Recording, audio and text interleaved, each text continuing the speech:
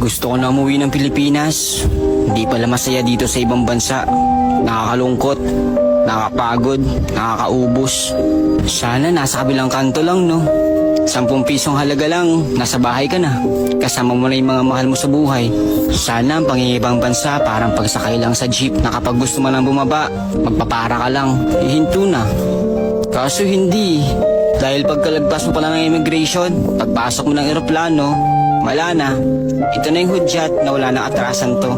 Ang tanging bitbit mo na lang yung mga pangarap mo, mga pangako mo sa pamilya mo, na darating ang panahon na unti-unti mong matutupad yung mga dahilan kung bakit ka nandito. Nakakapagod, oo. Nakakalungkot, oo. Nakakaubos, oo. Pero kapag binabalikan ko yung dahilan ko kung ba't ako nandito, sasabihin ko sa sarili ko, gusto ko na umuwi ng Pilipinas dahil natupad ko na yung mga pangarap ko.